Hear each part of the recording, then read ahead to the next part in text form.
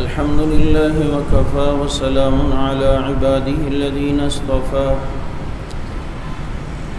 أما بعد فأعوذ بالله من الشيطان الرجيم بسم الله الرحمن الرحيم ولا تقولوا لمن يقتل في سبيل الله أموات بل أحياء ولكن لا تشعرون قال النبي صلى الله عليه وسلم الحسين مني وأنا من الحسين صدق الله وصدق رسوله النبي الكريم ونحن على ذلك لمن الشاهدين والشاكرين والحمد لله رب العالمين.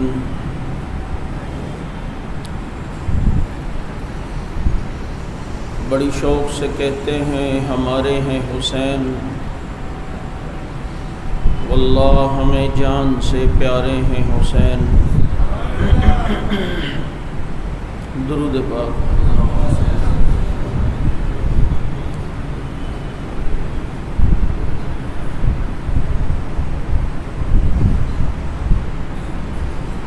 واجب الاحترام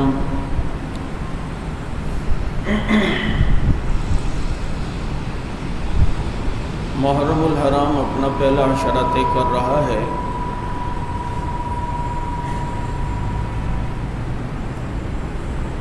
قربانیوں اور شہادتوں کا یہ مہینہ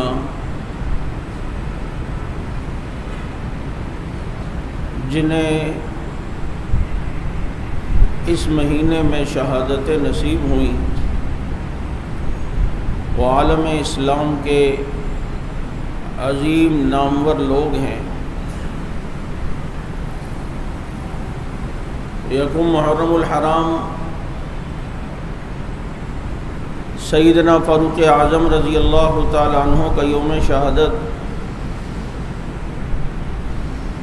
اور 10 محرم الحرام اس عظیم شخصیت کا یوم شہادت ہے جن کو آج ہم خراج تحسین پیش کرنے کے لیے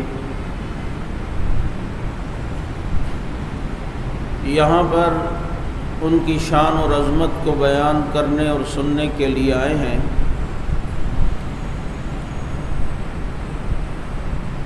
امام ابو حنیفہ رحمۃ اللہ علیہ نے اہل سنت کی 3 علامات اور 3 نشانیاں لکھی ہیں. پہلی نشانی یہ لکھی کہ فضیلت الشیخین کہ اہل سنت وہ ہے جو تمام صحابہ میں ابو بکر اور عمر کو فضیلت دیتے ہیں. ومسح علی الخفین اور اہل سنت وہ ہیں کہ جو چمڑے کے موزوں پر مسح کرتے ہیں. اور وحب الحسن والحسین اور اہل سنت کی تیسری علامت امام ابو حنیفہ رحمۃ اللہ علیہ نے لکھی کہ وہ حسن و حسین سے محبت رکھتے ہیں.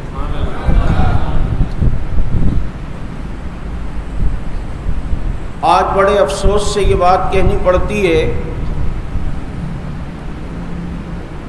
کہ حضرت حسین رضی اللہ تعالیٰ عنہ کی سیرت کا آغاز کربلا سے لوگ شروع کرتے ہیں اور کربلا کے واقعے سے حضرت حسین رضی اللہ تعالیٰ عنہ کا تعارف کرواتے ہیں، جبکہ سیدنا حسین رضی اللہ تعالیٰ عنہ کی پیدائش سے شہادت تک کی سیرت کو بیان کیوں نہیں کیا جاتا؟ حضرت حسین رضی اللہ تعالیٰ عنہ جن کو 3 دن کرب و بلا کے دشت میں ظالموں نے بھوکا پیاسا رکھ کے شہید کیا، حالانکہ دنیا کا اصول ہے کہ جب کسی کی سیرت کو لکھا جاتا ہے یا بتایا جاتا ہے تو اس کے بچپن کے حالات بھی، لڑکپن کے حالات بھی، نوجوانی اور جوانی کے حالات بھی بتائے جاتے ہیں. لیکن ایک خاص طبقہ مکمل سیرت حسین اس لیے نہیں بتاتا کہ پھر سیرت حسین میں اسے بتانا پڑے گا کہ حسین وہ ہے جو ابو بکر کے پیچھے نماز پڑھتے تھے، جو عمر کے پیچھے نماز پڑھتے تھے، جو ان حضرات سے وظائف لیا کرتے تھے۔ میں چند ایک باتیں آپ حضرات کے گوش گزار کرتا ہوں، اس طرح لوگوں کے ذہن کو اندر کی بات بیٹھ جاتی ہے اور بٹھائی گئی ہے کہ شاید حضرت حسین رضی اللہ تعالیٰ عنہ سے ایک مرتبہ فکر محبت کرتا ہے، جبکہ ایسی بات بالکل نہیں ہے۔ حضرت حسین رضی اللہ تعالیٰ عنہ کا مسلک کیا، ان کا عقیدہ کیا، اور حضرت حسین رضی اللہ تعالیٰ عنہ کی سیرت کیا، اگر اس پر صرف گفتگو کی جائے تو جو دھوکہ دے کر لوگوں کو محبت اہل بیت کا دم بھرنے کی کوشش کرتے ہیں، ان کے جھوٹ کی عمارت خود بخود گرے گی۔ حضرت حسین رضی اللہ تعالیٰ عنہ ان کی پیدائش سے پہلے حضرت عباس رضی اللہ تعالیٰ عنہ جو حضور صلی اللہ علیہ وسلم کے چچا ہیں، ان کی اہلیہ حضرت لبابہ جن ام فضل کے نام سے جو مشہور ہیں، انہوں نے خواب دیکھا اور بہت ڈری ہوئی نبی کے پاس آئیں اور کہا میں نے بہت ہی خطرناک خواب دیکھا ہے۔ کہا کہ کیا خواب دیکھا؟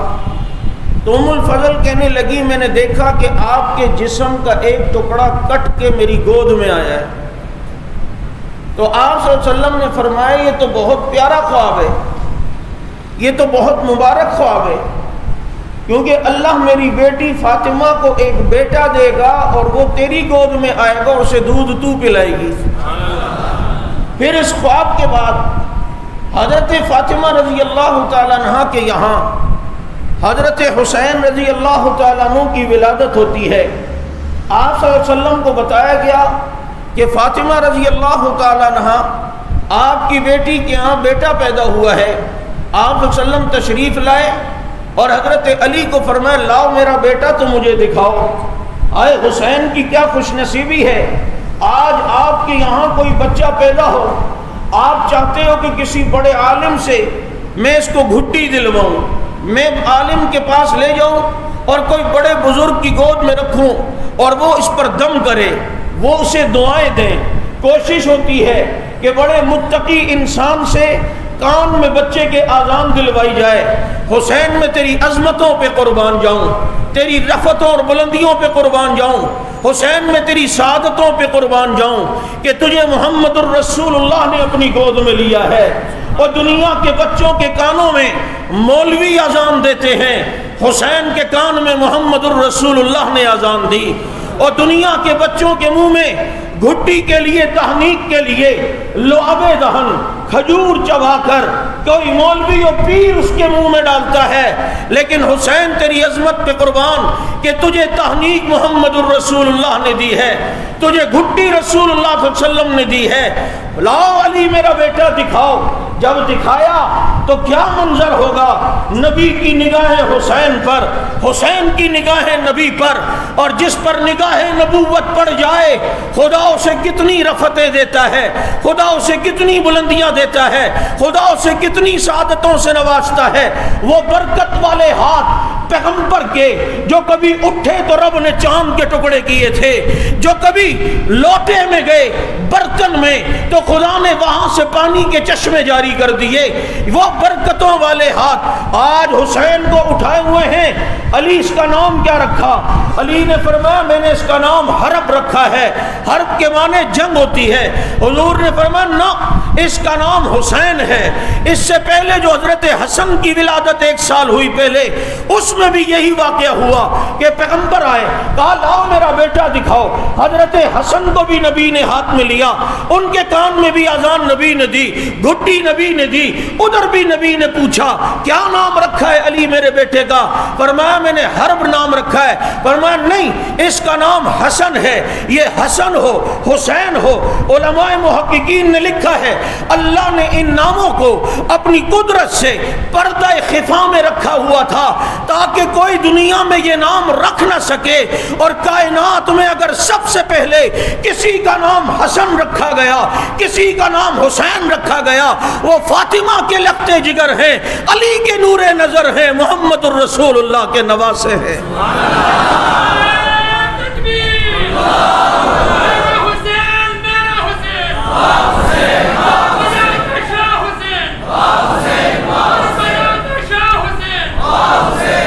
حسین کے کانوں میں تکبیر کی آواز اگر گئی تو وہ محمد الرسول اللہ صلی اللہ علیہ وسلم کی۔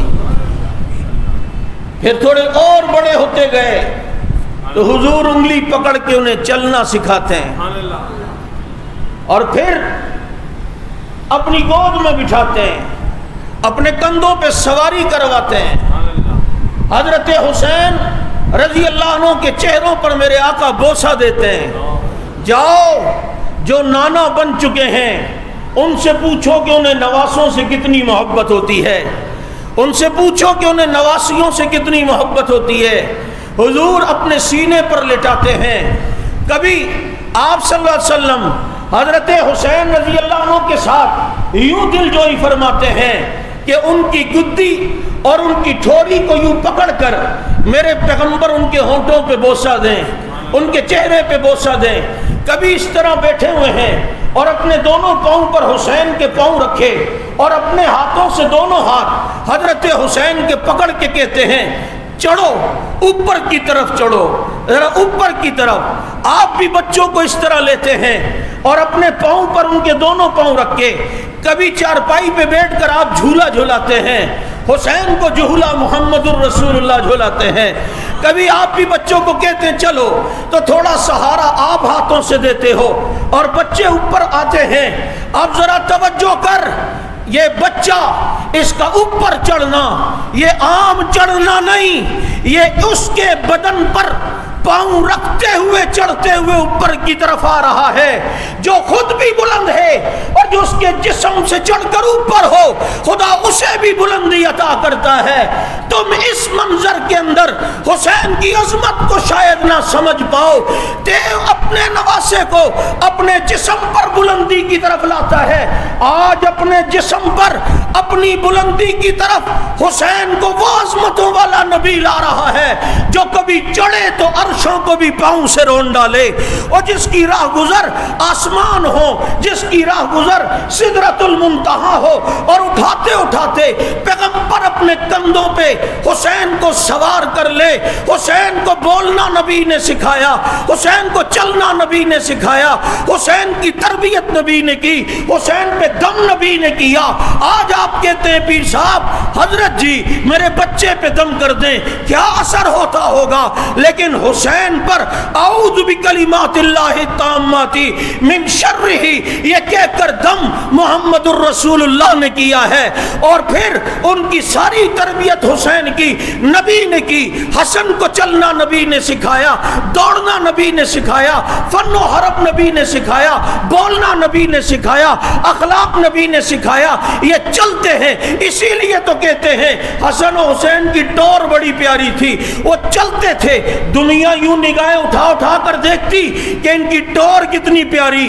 آج بسوں کے پیچھے لکھا ہوتا ہے ٹور چکور دی، کہ چکور چلتا بڑا پیارا ہے، صحابہ کہتے ہیں ٹور حسین دی، حسین چلتا کتنا پیارا ہے، اس کی چال چلن کتنی پیاری ہے، قدم کتنے پیارے اسٹائل سے اٹھاتا ہے، پھر جب ہاتھ آگے اور پیچھے کی طرف جاتے ہیں یہ منظر کتنا پیارا ہے۔ میں نے کہا کیوں نہ ہو، یہ چلے کیوں نہ پیارا، اسے چلنا نبی نے سکھایا ہے۔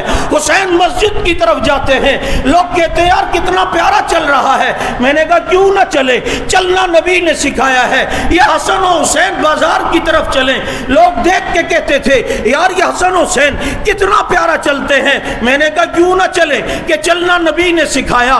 یہ کربلا کی طرف حسین گئے, لوگ کہتے ہیں کتنا پیارا چلتے ہیں. میں نے کہا کیوں نہ چلے, کہ چلنا نبی نے سکھایا.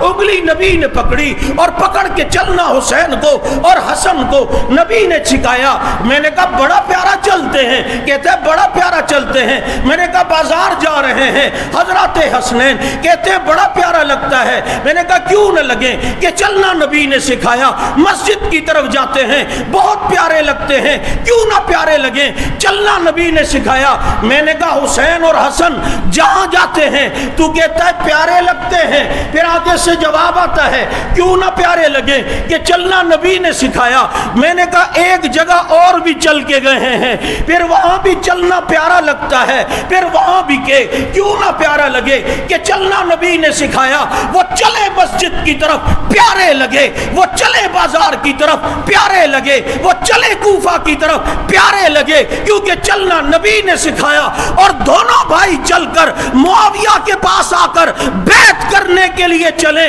کیوں نہ پیارے لگے, کہ چلنا نبی نے سکھایا.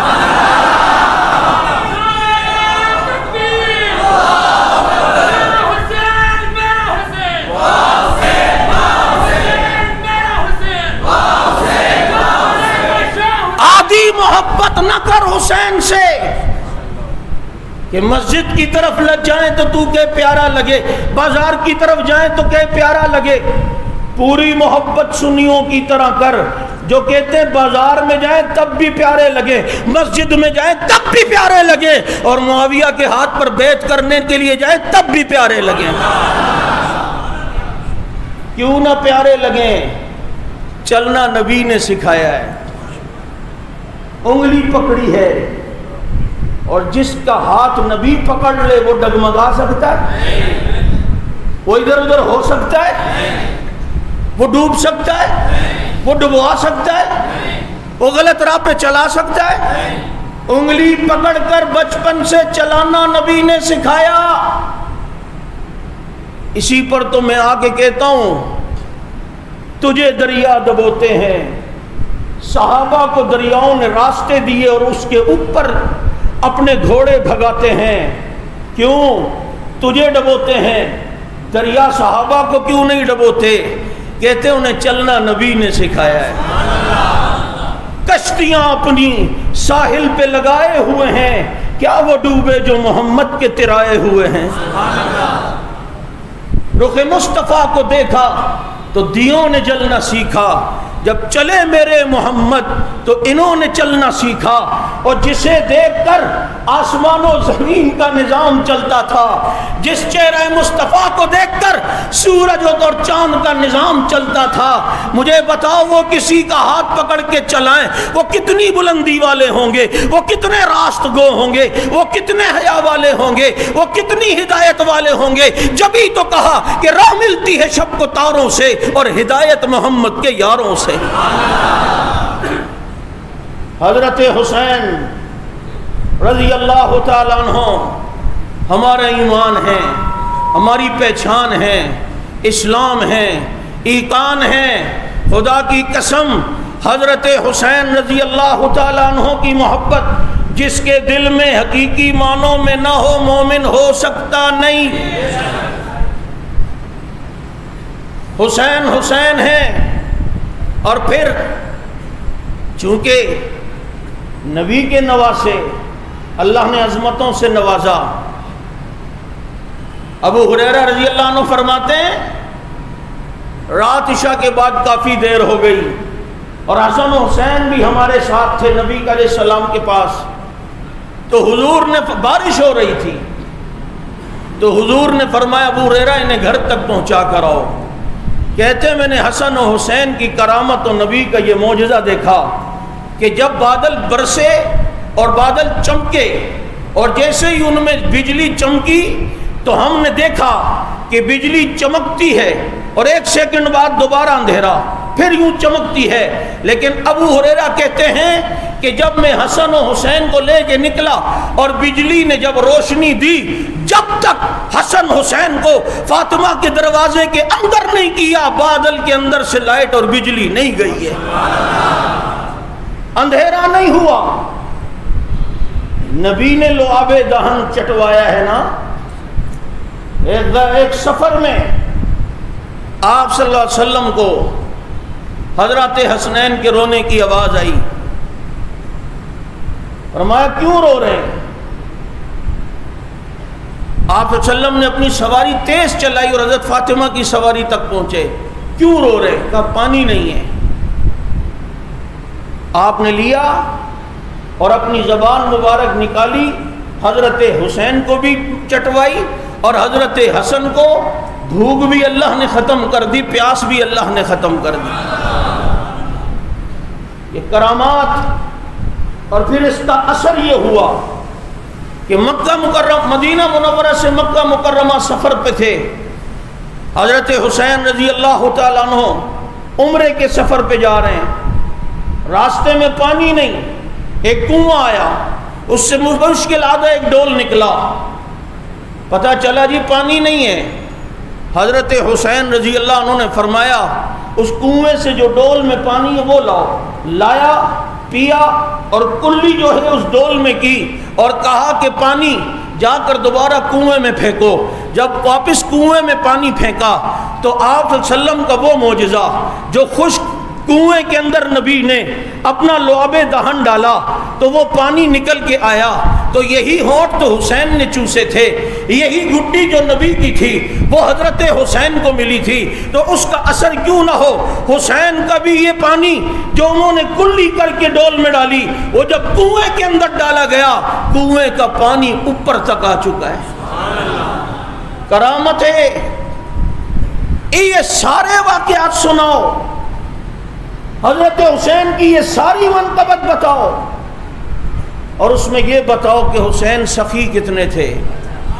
نماز پڑھ رہے ہیں، باہر سوالی نے سوال کیا، اپنی نماز کو مختصر کیا اور جلدی سے اپنے غلام کمبر حسین کے غلام کا نام ہے، ان کو کہا سوالی کو بلا کے لاؤ۔ سوالی کو بلایا، اس سائل نے کہا کہ کچھ اللہ کے نام پر دو۔ کمبر سے حضرت حسین رضی اللہ عنہ کہتے کچھ ہے؟ کہا 200 درہم ٹوٹل موجود ہیں۔ فرمایا وہ کس کے لیے؟ کہا آپ کے گھر والوں کے لیے رکھے ہوئے ہیں۔ فرمایا گھر والوں کا انتظام اللہ اور کر دے گا، ابھی سوالی کو دے دو۔ 200 کے 200 درہم اسے دیے اور فرمایا کہ میرے پاس ٹوٹل تھے ہی اتنے، اگر زیادہ ہوتے تو میں اس سے بھی زیادہ تمہیں عطا کرتا۔ یہ ایک واقعہ۔ دوسرا واقعہ، سفر پہ دونوں بھائی جا رہے ہیں اور راستے میں کچھ نہیں، ایک خیمہ نظر آیا، ایک بڑھیا کو دیکھا، کہا جی کچھ ہے؟ انہوں نے کہا اور تو کچھ نہیں، یہ ایک بکری ہے۔ فرمایا ہم ہاشمی لوگ ہیں، اگر آپ ہمیں کچھ کھانے کے دیں۔ بکری ذبح کر دی اس عورت نے، اور جانتی نہیں تھی یہ کون ہے، کھلا دی۔ شام کو اس عورت کا شوہر آیا اور آ کر اس پر اتنا غصہ ہوا، ایک بکری تھی وہ بھی اس کو دے دی آنے والوں کو۔ انہوں نے کہا وہ ہاشمی لوگ تھے، مجھے حیا آئی کہ میں انہیں نہ دوں، چنانچہ حضرت حسن و حسین رضی اللہ تعالیٰ عنہ دیکھیں کتنے سخی ہیں۔ کچھ عرصے بعد یہی میاں بیوی مدینہ منورہ میں کسی کام سے آئے، حضرات حسنین نے پہچان لیا اور ان کو جا کر کہا تم وہی عورت نہیں ہو جس نے ہمیں وہ بکری ذبح کر کے دی؟ اس نے کہا جی ہاں بالکل وہی ہیں۔ 1000 دینار حضرت حسن و حسین رضی اللہ عنہما نے انہیں دیے۔ 1 دینار سونے کا سکہ ہوتا ہے، 1000 دینار ایک بکری کے عوض میں دیے۔ فاطمہ کی گود میں سخاوت دی ہے، علی کی گود میں سخاوت سیکھی ہے، محمد الرسول اللہ صلی اللہ علیہ وسلم کی گود میں سخاوت سیکھی ہے۔ ان پر فدق کے الزام لگانے والوں، ایسے ہزاروں فدق حضرت حسین اور ان کا گھرانہ اس طرف توجہ بھی نہیں کرتا۔ تم نے جو ان کربلا والوں اور اہل بیت کی جو سیرت کا نقشہ کھینچا، وہ ایک فدق کو لے کر کہ وہ اتنا دنیا کے لالچ میں رہتے تھے، اس کے لیے انہوں نے بد دعائیں دی، حضرت علی سے نعوذ باللہ فاطمہ نے بدتمیزی کی، یہ ہوا وہ ہوا، ڈرامے رچائے ہیں۔ میرے نبی دنیا نہیں اپنی اولاد کو دین دے کر گئے ہیں۔ یہ دو واقعات میں نے سخاوت کے بتائے، اور بھی ہیں۔ سوال ہوتا ہے ان حضرات نے کسی کو 200 درہم دے دیے، کسی کو 1000 دینار دے دیے، کسی کو 5000 دینار دے دیے۔ یہ پیسے اتنے سارے نبی کے نواسوں کے پاس آتے کہاں سے تھے؟ نہیں سمجھے یہ آتے کہاں سے تھے؟ بابا کوئی کاروبار تھوڑی تھا ان کا، کوئی فیکٹریاں تھوڑی تھی ان کی۔ وہ تو اس نبی کے نواسے جو دنیا سے جا رہے ہیں تو گھر میں چراغ جلانے کے لیے تیل کے پیسے بھی نہیں۔ سالانہ 5000 درہم حضرت عمر نے حسن و حسین کے لگوائے تھے، سالانہ 2 لاکھ درہم حضرت معاویہ نے حسن و حسین کے لگوائے تھے۔ 2 لاکھ درہم سالانہ حضرت معاویہ دے رہے، اور وہ لے رہے ہیں، اور یہ کمال تو حسن و حسین کا ہے کہ لیتے ہیں اور گھر پہ نہیں چھوڑتے، سب اللہ کی راہ میں قربان کر دیتے ہیں۔ اگر کوئی حضرت حسنین کی سخاوت کو بیان کرے، وہ یوں 1000 درہم دے دیتے تھے، وہ یوں 2000 درہم دے دیتے تھے، کسی کو 5000 درہم دے دیے۔ اور ایک واقعے میں آیا ہے کہ ایک عورت کو 1000 بکریاں دے دی۔ سوال اگلے سے کرنا ان کا کیا کاروبار تھا، وہ کیا کام کرتے تھے، ان کی والدہ کون سی پراپرٹی چھوڑ کے گئی، حضرت علی کون سی وراثت چھوڑ کے گئے، اتنا پیسہ کہاں سے آتا ہے؟ اور ملا جواب دے، اور ذاکر جواب دے، اور کپے والے جواب دے، اتنا کچھ کہاں سے آتا؟ جب تک وہ جواب نہ دے اسے نہ چھوڑنا، اگر وہ کترائے تو بتا دینا۔ کبھی تو عمر کے دور میں سالانہ وظیفہ وہاں آتا تھا، کبھی عثمان کے دور میں سالانہ وظیفہ وہاں سے آتا تھا، اور معاویہ کے دور میں تو انتہا ہو گئی، 2 لاکھ درہم وظیفہ معاویہ کی طرف سے آتا تھا۔ کربلا سے شروع کرتا ہے سیرت، یہاں سے کرنا تو پتہ چلے حسین حسین ہیں، حسین نور العین ہیں۔ اللہ نے ایسی جامع شخصیت بنائی، کربلا میں حسین شہید ہوئے۔ دیکھو حضرت حمزہ کی وہ جھلکیاں حسین کی شہادت میں نظر آتی ہیں۔ حسین شہید ہوئے، حضرت حمزہ مظلومانہ شہید ہوئے، ان کو کئی وار کیے گئے۔ حضرت حسین کو مظلومانہ شہید کیا گیا، کئی وار کیے گئے۔ حضرت عمر اور حضرت حسین، یہ عشرہ فاروق حسین ہے تو سن لے۔ حضرت عمر شہید ہوئے تو ظہر کی نماز میں اور قیام فجر کی نماز میں، اور قیام کی حالت میں فجر پہلے ہوتی ہے، قیام پہلے ہوتا ہے۔ حسین شہید ہوئے تو ظہر کی نماز میں اور سجدے کی حالت میں، ظہر بعد میں ہوتی ہے، سجدہ بعد میں ہوا کرتا ہے۔ اور عمر شہید ہوئے تو محرم کو شہید ہوئے، حسین شہید ہوئے تو محرم میں شہید ہوئے، عمر شہید ہوئے تو نماز میں شہید ہوئے، حسین شہید ہوئے تو نماز پہ شہید ہوئے۔ اور عمر کا قاتل وہ ایرانی مجوسی تھا، اور حسین کا قاتل وہی عبداللہ ابن سبا ایرانی مجوسی کی ذریت کوفہ والے تھے۔ اور جب عمر شہید ہوئے اور ابو لولو کو جب صحابہ نے پکڑا، اس نے اپنے ہاتھ میں لیا ہوا اپنا ہی خنجر اپنے آپ کو مارا۔ عمر کا قاتل بھی اپنے آپ کو خنجر مارتا تھا، حسین کا قاتل بھی اپنے آپ کو خنجر مارتا ہے۔ عمر کے قاتل نے خنجر مارا اور اپنے کو مار دیا، زخمی کر دیا، خون نکال دیا۔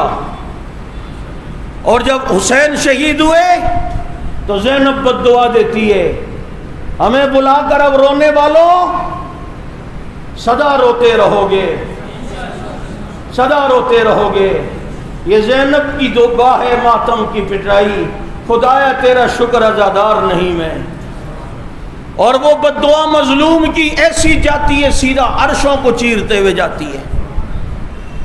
عمر شہید ہوئے محرم میں، حسین شہید ہوئے محرم میں، حسین کی شہادت میں حضرت عثمان کی جھلکیاں ہیں۔ عثمان مظلومانہ شہید ہوئے، حسین مظلومانہ شہید ہوئے، عثمان قرآن پڑھتے شہید ہوئے، حسین بھی زبانی قرآن پڑھتے شہید ہوئے، عثمان پیاسے شہید ہوئے 40 دن کی بھوک اور پیاس سے، حسین کربلا میں 3 دن کی بھوک اور پیاس سے پیاسے شہید ہوئے ہیں۔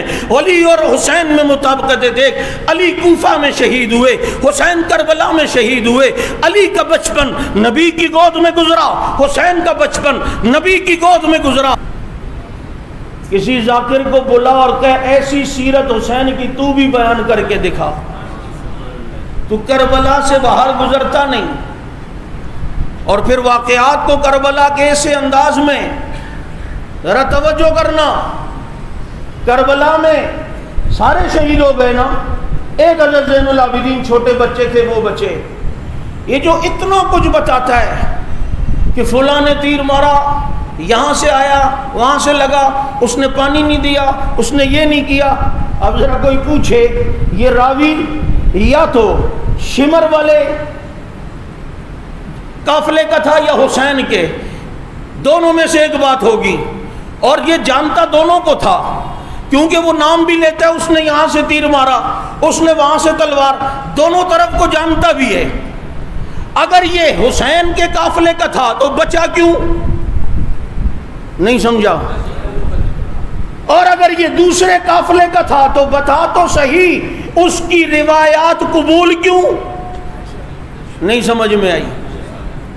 یہاں وہی باتیں معتبر ہوں گی جو حضرت زین العابدین سے منقول ہیں یا حسین کی حضرت زینب سے منقول ہوں گی۔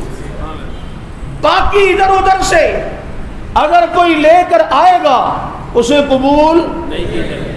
تو کربلا سے حسین کی سیرت نہیں، شروع سے حسین کی سیرت کو ذکر کرنا چاہیے۔ اور یہی اصل میں فرقہ واریت کے خاتمے کا ایک حل ہے کہ حسین کی سیرت کو جب بیان کرو گے تو پتہ چلے گا کہ تلسان کی چادریں حضرت عمر نے، حضرت ابو بکر نے حضرت حسین کو ہدیے میں دیں۔ پھر حسین کی سیرت میں یہ بھی ملے گا کہ جب مال غنیمت میں چادریں آئیں اور حضرت عمر ایک ایک چادر کو دیکھ کر مجاہدین میں غنیمت تقسیم کرتے ہیں، ساری چادریں تقسیم ہوئیں، کوئی چادر حسن حسین کو نہیں دی۔ کسی نے کہا عمر حسن حسین کو چادریں کیوں نہیں دی؟ تو فرمانے لگے ہر چادر کو دیکھتا تھا، کوئی چادر اس قابل نہیں تھی جو حسن و حسین کے قابل ہو۔ میں نے یمن سے مہنگی چادریں منگوائی ہیں، ایک حسن کو دوں گا ایک حسین کو دوں گا۔ پھر ان محبتوں میں یہ بتانا پڑے گا کہ حج کے سفر میں عثمان کے ساتھ حسین بھی ہیں، اور پھر کربلا کے واقعے کو اس انداز میں پیش کرنا جیسے وہاں سے دشمن تیر مارتا تھا اور یہ حضرات نے کچھ کیا ہی نہیں۔ یہ 72 تھے شہید ہوئے، وہاں سینکڑوں کی تعداد میں قتل کیا گیا۔ حسین اتنا بہادر ہے، کوئی ان کو صاحبزادگی کے نقشے میں نہ دیکھے کہ چونکہ نبی کے نواسے تھے، علی کے صاحبزادے تھے اس لیے صاحبزادگی تھی۔ نہیں، حسین مجاہد تھا، حسین بہادر تھا، حسین دلیر تھا، حسین مجاہد تھا۔ تمہیں پتہ ہی نہیں حسین قسطنطنیہ کی جنگ میں شریک ہوا ہے۔ 26 ہجری میں طرابلس کی جنگ ہوئی ہے، اس طرابلس کی جنگ میں حسن بھی شریک ہیں، حسین بھی شریک ہیں۔ 31 ہجری کے اندر خراسان کی لڑائی ہوئی، جرجان کی لڑائی ہوئی، تبرستان کی لڑائی ہوئی۔ یہ تینوں جنگوں کا مجاہد حسن و حسین ہیں۔ یہ فتوحات میں یہ شریک تھے۔ بتاؤ نا لوگوں کو، صرف کربلا کی جنگ کیوں بتائی جاتی ہے؟ حسین کی وہ جنگ بھی بتاؤ جس میں خلیفہ عثمان ہے اور ماتحت حسن و حسین ہے، اور عثمان کی خلافت میں یہ لشکر جاتا ہے، اور عبداللہ بن سعد بن ابی سرا رضی اللہ تعالیٰ عنہ اس جنگ میں امیر بنائے گئے، اور حضرات حسنین ان کے ماتحت ہوئے۔ حضرت عمر کی دور خلافت میں بھی ایک جنگ لڑی لسان العرش کے نام سے ان کی کتابوں میں حضرت حسن کا ایک معجزہ ہے کہ حضرت حسن خراسان کی جنگ میں حضرت عمر رضی اللہ عنہ کے زمانے میں تھے، تو ایک مسجد نے حضرت حسن سے کلام کیا، حسن سے گفتگو کی۔ یہ واقعہ کہاں تک ٹھیک ہے میں اس کی تحقیق میں نہیں جاتا کیونکہ یہ ان کی کتابوں میں ہے، لیکن تم اس واقعے کو نہ دیکھو، یہ دیکھو، اور ہو بھی سکتا ہے کرامت ہے تو کرامت تو حق ہے، کرامت اولیاء حق ہے، الکرامت فعل اللہ یظہر علی ید الاولیاء، جب وہ اللہ کا فعل ہے ولی کے ہاتھ پہ سرزد کرتا ہے تو کرامت میں تو کچھ بھی ہو سکتا ہے۔ تو چنانچہ اگر کلام کیا ہے تو یہ تو بتا وہ جس زمین پہ کلام کیا ہے حضرت حسن وہاں کیا کرنے گئے تھے؟ کہتے وہاں جنگ کرنے گئے تھے۔ میں نے کہا وہ جنگ کس کے دور خلافت میں کرنے گئے تھے؟ جواب آئے گا وہ عمر کے دور خلافت میں گئے تھے، فاروق اعظم کے دور خلافت میں۔ چنانچہ حضرت حسین کو اللہ نے شہادت دی۔ اب شہادت عظمت والی ہے، بلندی والی ہے، شہادت ایک سعادت ہے، شہادت ایک نعمت ہے، شہادت کی تمنا میرے نبی نے کی ہے، سب کچھ اللہ نے میرے نبی کو دیا ہے۔ انا اعطیناک الکوثر، نبی کو خیر کثیر عطا فرمائی، ختم نبوت کا تاج پہنایا، عرشوں کی معراج کرائی، قرآن جیسی کتاب اللہ نے میرے نبی کو دی، ابو بکر عمر عثمان علی جیسے خلیفہ دیے، حضرت فاطمہ ام کلثوم رقیہ زینب جیسی نبی کو اللہ نے بیٹی عطا فرمائی ہے، علی اور عثمان جیسے داماد دیے ہیں، سب کچھ دیا، لیکن اس کے باوجود نبی کے ہاتھ اٹھتے ہیں وَدِدْتُ أَنْ أُقْتَلَ فِي سَبِيلِ اللَّهِ ثُمَّ أُحْيَا ثُمَّ أُقْتَلْ ثُمَّ أُحْيَا ثُمَّ أُقْتَلْ۔ اللہ مجھے شہادت دے، اللہ مجھے شہادت دے۔ کچھ ایسا ہے نا شہادت میں کہ نبی بھی مانگتے ہیں، اور اللہ نے حسین کو شہادت دی۔ اور شہید جب دنیا سے جاتا ہے اللہ کا دیدار کرتا ہے، شہید روزانہ 2 مرتبہ اللہ کی زیارت کرتا ہے، شہید اپنے جسموں کے زخموں کے ساتھ قیامت کے دن قبروں سے اٹھے گا، اور وہ اس کے تمغے اور بیج ہوں گے جس پر وہ اپنے زخموں پہ فخر کرتا ہوگا، اور شہید کے خون سے مشک و عنبر کی خوشبو آ رہی ہوگی، اور شہید یہ تمنا کرے گا دنیا آخرت میں اللہ مجھے واپس دنیا میں بھیج دے، تیری جنت میں وہ مزہ نہیں آتا جو شہادت کے وقت آ رہا تھا۔ یہ ساری سعادتیں شہید کو ملتی ہیں جب حسین شہید ہوئے ہیں، یہ ساری سعادتیں اللہ نے حسین کو دی ہیں۔ تو مجھے بتانا میں حسین کو کامیاب مانوں یا ناکام مانوں، حسین کو خراج تحسین پیش کروں یا افسوس پیش کروں؟ میں افسوس نہیں، حسین کی اس عظمت پر ہائے کے بجائے کہتا ہوں کربلا کا شاہ حسین، تیرا حسین میرا حسین، تیرا حسین میرا حسین، کربلا کا شاہ حسین۔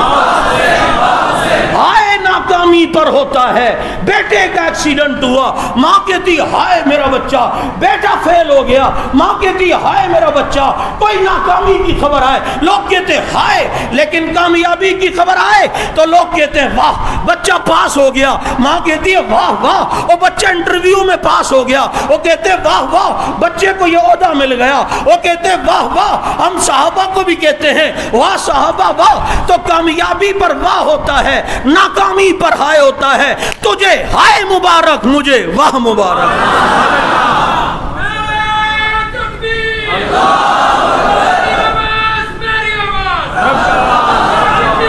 کربلا کے شاہ حسین، چھوڑ رب نواز کو، حسین کو خراج تحسین پیش کر۔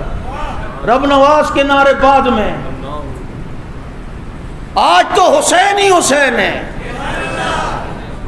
حسین ہے، حسین ہی حسین ہے، بتا دو دنیا کو حسینی ہے اور سچے حسینی ہیں۔ ہاں ہاں حسین حافظ تھا، میری صفوں میں حافظ ہیں۔ حسین 5 نمازوں والا تھا، میری صفوں میں 5 نمازوں والے ہیں۔ حسین بڑی داڑھی والا تھا، میری صفوں میں بڑی داڑھی والے ہیں۔ حضرت حسین ابو بکر عمر عثمان کو امام ماننے والا تھا، میری صفوں میں ابو بکر عمر عثمان کو امام ماننے والے ہیں۔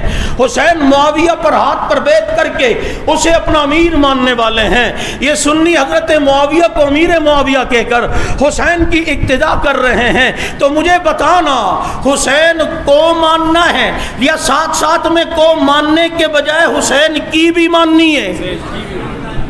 حسین کو بھی ماننا ہے اور حسین کی بھی ماننی ہے۔ اس لیے سچا حسنی اور سچا حسینی وہ ہے جو حسن و حسین کی پوری سیرت پر عمل کرتا ہو۔ حسین حافظ تھے یا نہیں؟ بولو، حسن حافظ تھے یا نہیں؟ الحمدللہ ہماری صفوں میں سینکڑوں حافظ، بلکہ ایک محتاط اندازے کے مطابق صرف پاکستان میں 90 لاکھ حافظ ہیں، اور یہ 90 لاکھ میں ایک بھی کھبا شبا ٹبا ابا ڈبا ڈبا کا کچھ بھی نہیں۔ یہ 90 لاکھ میں ہر ایک وہ ہے جو ابو بکر کو سلام کرتا ہے، جو عمر عثمان علی طلحہ زبیر و سعد و سعید اور معاویہ اور حسن و حسین کو سلام کرتے ہیں، جو انہیں اپنا امام مانتے ہیں، ہے یا نہیں؟ اس لیے میں آپ کو کہتا ہوں یہ ان صحابہ کرام کی قربانیاں ہیں، چاہے وہ کربلا میں ہوں چاہے وہ بدر و احد میں ہوں، لیکن کچھ چیزوں کی اصلاح ضروری ہے۔ نبی نے فرمایا الحسین منی وانا من الحسین، فرمایا یہ میرے حسن حسین دونوں پھول ہیں، سیدہ شباب اہل الجنہ، جنت کے نوجوانوں کے سردار ہیں۔ اس دن کسی نے سوال کیا سوشل میڈیا پہ، جو کلپ ہمارے چلتے ہیں نیچے، کہ آپ کہتے ہیں ابو بکر و عمر جنت میں بوڑھوں کے سردار ہیں اور حسن و حسین نوجوانوں کے، تو اعتراض اس کا دیکھ الو کا، کہتا ہے جنت میں تو سب جوان ہو کر جائیں گے، بوڑھا تو کوئی ہوگا نہیں، تو سردار تو پھر ابو بکر عمر کیسے ہو گئے؟ میں نے کہا چھٹی والے دن پیدا ہوا ہے، مطالعہ ہی نہیں کیا ہوا، اور جنت کے بوڑھوں کے سردار ابو بکر عمر ہیں۔ یہ مراد نہیں ہے کہ جو وہاں ہو جائیں گے تو بوڑھے ہو کر، بلکہ جو یہاں بڑھاپے میں جو دنیا سے گئے ہیں اللہ انہیں جوانی وہاں دے گا، اب ان کے سردار ابو بکر عمر ہوں گے۔ جو یہاں جوانی میں گیا ہے اعظم طارق کی طرح، اسار قاسمی کی طرح، علامہ نواز جنگوی کی طرح، ان کے سردار حسن و حسین ہوں گے۔ بات سمجھ میں آ رہی ہے یا نہیں؟ یہ مطلب ہے جو یہاں بڑھاپے میں گئے تو الحسین منی وانا من الحسین، حسین مجھ سے ہے میں حسین سے ہوں۔ تو اس کو بعض دفعہ عین نبی کہتے ہیں لوگ، جیسے انفسامہ میں علی کو کہتے ہیں یہ عین نبی ہیں، نبی ہوں یا علی ہوں، علی ہوں یا نبی ہوں، یہ بالکل عین ہیں۔ میں نے کہا پھر فاطمہ سے عین کا نکاح کیسے ہو گیا؟ نکاح ہو سکتا ہے پھر؟ الحسین منی وانا من الحسین، نبی بتانا چاہتے ہیں حسین میرے قبیلے سے، میں حسین کے قبیلے سے ہوں، حسین کو مجھ سے محبت ہے، مجھے حسین سے محبت ہے۔ یا یہ بتانا چاہتے ہیں جو حسین سے محبت کرے ایسا ہے جیسے اس نے مجھ سے محبت کی، جو حسین سے وفا کرے وہ ایسا ہے جیسے اس نے مجھ سے وفا کی۔ اس لیے کچھ چیزوں کی اصطلاحات ضروری ہے۔ آج کل ایک شعر پھر چلتا ہے محرم میں، اسلام زندہ ہوتا ہے ہر کربلا کے بعد، تو یاد رکھو کربلا کے بعد بھی اسلام کو عزتیں ملتی ہیں، زندگی ملتی ہیں، لیکن اسلام کی زندگی وہ کربلا سے شروع نہیں ہوئی، بدر سے شروع ہوئی ہے، جس میں حسین کے نانا شریک ہیں۔ کربلا سے شروع ہوئی، بدر سے شروع ہوئی، اور احد سے شروع ہوئی، اور احد میں تو وہ ہیں جسے سید الشہداء کہتے ہیں، سید الشہداء۔ اس لیے فرق رکھنا ہے سب میں، نوجوانوں کے سردار حسن حسین، عورتوں کی سردار حضرت فاطمہ، بوڑھوں کے سردار ابو بکر و عمر۔ شہادت جتنی بھی مظلومانہ کربلا میں ہوئی، لیکن شہیدوں کے سردار حضرت حمزہ ہے، سید الشہداء، سید الشہداء۔ حالانکہ حضرت عثمان کتنے مظلوم شہید ہوئے، لیکن عثمان بھی سید الشہداء نہیں، سید الشہداء اگر ہیں تو حضرت حمزہ رضی اللہ تعالی عنہ۔ ان تمام باتوں کو سامنے آپ نے رکھنا ہے، اور پھر ان قربانیوں کو بھی دیکھنا ہے جو اس اسلام کے لیے دی گئیں، اور پھر یہ اسلام صحابہ کی قربانیوں سے دنیا میں پھیلا، اور یہاں تک کہ آپ کے پاکستان میں بھی صحابہ اسلام لے کر آئے۔ سب سے پہلے پاکستان سندھ کی زمین پر جو تاریخ میں ملتا ہے وہ عثمان بن ابی العاص رضی اللہ تعالیٰ عنہ جو سمندری راستے سے ایک لشکر لے کر آئے، اور یہاں پر جب داویل جسے آٹھٹا کہتے ہیں، یہاں تک سمندر تھا پہلے، اور آج بھی اس کے اثرات وہاں پر دھابے جی کے قریب سمندر کے نظر آتے ہیں۔ چنانچہ وہ آ کر شہید ہوئے، اور اس کے بعد پھر صحابہ یہاں آتے گئے، اور جب صحابہ یہاں اسلام لائے تو یہاں ہندوستان بر صغیر میں اسلام پھیلا۔ جب اسلام پھیلا تو اب پھر ضرورت اس بات کی پیش آئی کہ ایک خطہ ایسا ہو کہ جہاں پر خاص اسلام کے احکامات نافذ ہو، جہاں پر خاص اسلامی تعلیمات کا نفاذ ہو۔ چنانچہ اسی سوچ کو اور اسی ویژن کو سامنے رکھتے ہوئے پاکستان بنانے کا خیال آیا، اور پھر قربانیاں دی گئیں، اور پھر قربانیاں پیچھے بہت ساری تھیں، کیونکہ انگریز تو 1601 میں یہاں ہندوستان میں آیا تھا، اور پاکستان 1947 میں بنتا ہے۔ تو یہ جو 300-350 سال یہ ایسے ہی تھوڑی ہے، ایسا تھوڑی ہوتا ہے کہ کوئی آئے اور مذاکرات ہو اور اس کے بعد پاکستان بن جائے۔ بابا یہ انگریز ہو یا کفر، یہ قرارداد مذمت سے نہیں، قرارداد مرمت سے اس کو معنی سمجھ آتا ہے۔ اب کوئی آ کر یہ کہے کہ قطر کے اندر جن لوگوں نے امریکہ سے مذاکرات کیے، چنانچہ امریکہ کو باہر نکالنے میں ان کا ہاتھ ہے، ٹھیک ہے ان کا ہاتھ، لیکن پیچھے 20 سال کی قربانیاں بھی تو ہیں، پیچھے 20 سال کی شہادتیں بھی تو ہیں۔ 20 سال کے اندر کتنی عورتیں بیوہ ہوئیں، کتنے بچے یتیم ہوئے، یہ ڈنڈے لگے تبھی تو امریکہ دنیا یہاں وہاں سے بھاگا ہے۔ چنانچہ پیچھے قربانیاں، تو پاکستان بھی ایسے ہی نہیں بنا بلکہ پیچھے قربانیاں تھی، اس قربانیوں کے بلبوتے پر یہ پاکستان دنیا کے نقشے پر آیا۔ لیکن اسلام یہاں تک صحابہ لے کر آئے تو پاکستان پر صحابہ کا احسان ہے۔ علی مالی شیر حیدری فرماتے تھے اگر صحابہ ہم تک کلمہ نہ پہنچاتے تو پھر کلمے کی بنیاد پر پاکستان بنانے کی ضرورت کیوں پیش آتی؟ یہ کلمہ آیا اسی لیے تو پاکستان بنانے کا سوچا۔ تو اب یہ کا پاکستان اگر صدقہ ہے تو صحابہ کی قربانیوں کا ہے۔ 14 اگست چونکہ آ رہی ہے، یہ ملک ہمارا ہے اور اللہ نے اسے بڑی نعمتوں سے نوازا ہے۔ آب و ہوا دیکھو تو کتنی پیاری، زرخیز زمینیں، معدنیات دیکھو، دریا دیکھو، سمندر دیکھو، اور حکمرانوں جیسے بندر دیکھو۔ بس کمی یہ ہے، کمی یہ سمندر ہے، لیکن اللہ کرے کوئی اس کی آبیاری صحیح کرنے والا کوئی اللہ عمر جیسا حکمران بھی دے گا، اور اللہ ہمارے ملک کی ہر بیرونی اندرونی سازشوں سے حفاظت فرمائے۔ قدر کرو اس ملک کی، قدر کرو۔ بلکہ میں تو ساتھیوں سے کہتا ہوں 14 اگست کو جو جھنڈیاں لگاتے ہیں، کل سے پتہ نہیں کتنی ہری جھنڈیاں میں زمین سے اٹھا چکا ہوں۔ حقیقتاً میرا دل اس پر بہت زیادہ دکھتا ہے۔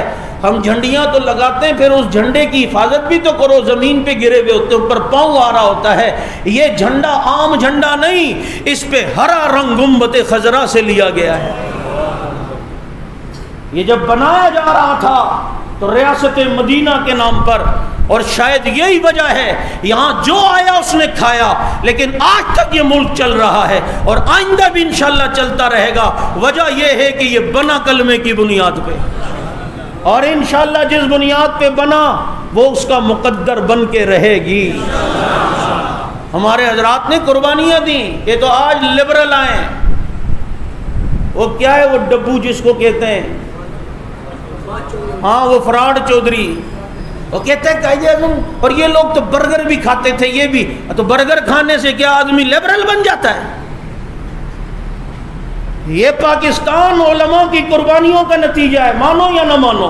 سب سے پہلے جھنڈا لہرانے والا شبیر احمد عثمانی ہے۔ بنگلہ دیش میں سب سے پہلے پاکستان کا پرچم لہرانے والے علامہ ظفر احمد عثمانی ہے۔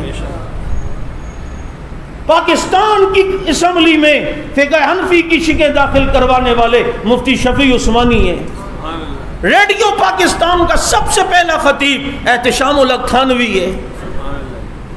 نظر آتی ہے مسلمانوں کی آبادی، حسین احمد کے قدموں کا تقدس ہے یہ آزادی۔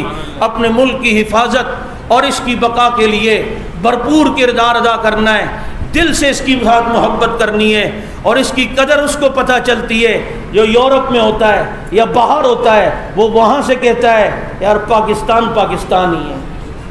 پاکستان پاکستان ہی ہے، اور واقعی پاکستان ہی ہے، اور مدینہ منورہ کا یہ ترجمہ ہے، کیونکہ مدینہ کہتے ہیں رہنے کی جگہ، منورہ کہتے ہیں پاک جگہ، اور پاک آستان، پاک کہتے ہیں پاک اور آستان رہنے کی جگہ، تو جو مدینہ منورہ کا ترجمہ وہی پاکستان کا ترجمہ ہے۔ اس لیے جہاں ہم نے صحابہ کا دفاع اپنے ایمان کا حصہ سمجھا ہوا ہے، وہاں پاکستان کا دفاع بھی انشاءاللہ العزیز کر کے دکھائیں گے۔ اللہ تعالی ہمیں سمجھ عمل کی توفیق نصیب فرمائے۔ 14 اگست کو عظیم الشان ریلی سیوک سینٹر سے انشاءاللہ العزیز یوم پاکستان کے حوالے سے روانہ ہوگی۔ عشاء کے بعد اتوار والے دن یہاں صدیق اکبر مسجد میں عشرہ فاروق و سیمینار بھی ہے، اتوار کو انشاءاللہ عشاء کے بعد اس میں بھی شرکت فرمائیں۔